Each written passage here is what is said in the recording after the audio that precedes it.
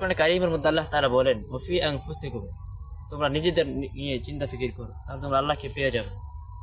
আফালা তুবসিরুন, তোমরা কি এসব বিষয় দেখবে না, লক্ষ্য করে দেখবে না? কাইফা খলাকাকুম, আল্লাহ কিভাবে তোমাদেরকে সৃষ্টি করেছেন।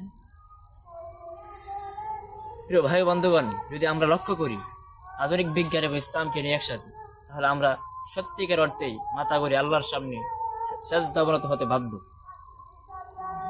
যেমন ধরুন, মাথার মধ্যে আল্লাহ তাআলা 1000 সেল দিয়েছেন। সেল মানে হচ্ছে কোষ। এই কোষগুলির সাথে রয়েছে সূক্ষ্ম সূক্ষ্ম অসংখ্য তার। এই অসংখ্য তারগুলো পুরো শরীর জুড়ে ছড়িয়ে ছিটিয়ে আছে।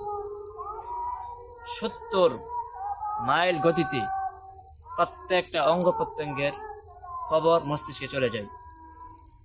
শুধু কি তাই, এই মস্তিষ্কের ভেতরে রয়েছে মাথার গিলু, যেটা আমরা সহজ ভাষায় বলি গিলু। এই গিলুর এক এক মধ্যে রয়েছে আবার অসংখ্য ফাংশন। এক এক ফাংশনের কাজ এক এক রকম।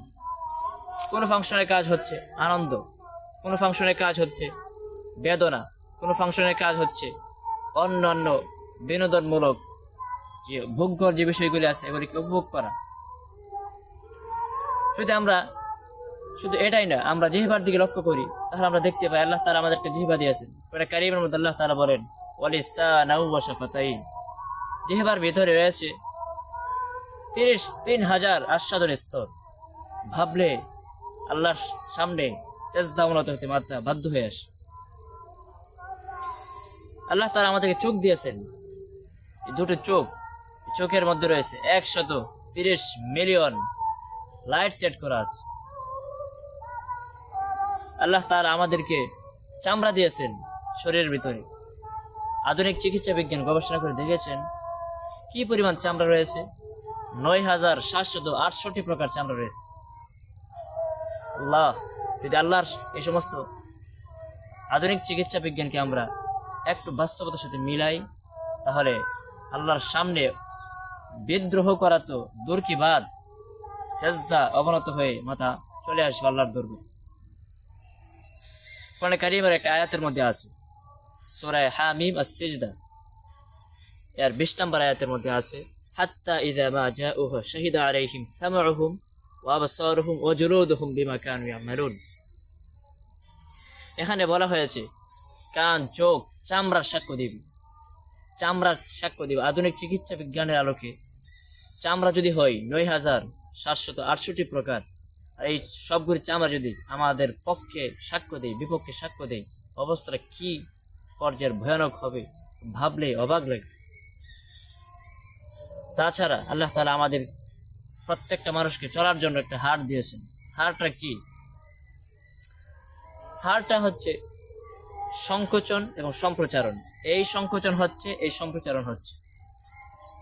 আধুনিক বিজ্ঞান দীর্ঘ সময় নিয়ে গবেষণা করছে হার্ট কি সেটা নেই, কিন্তু আজ পর্যন্ত তারা এর সঠিক কোনো জবাব পায়নি।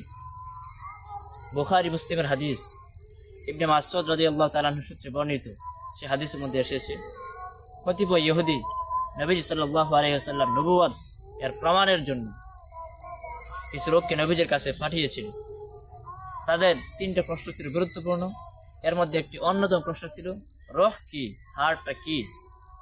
সেই প্রশ্নের জবাবে নবীজি সাল্লাল্লাহু আলাইহি সাল্লামকে আল্লাহ তাআলা জানিয়ে দিলেন, হে নবী আপনি বলুন, কুলির রূহু মিন আমরি রাব্বি ওয়া মা উতীতুম মিনাল ইলমি ইল্লা কলিলা।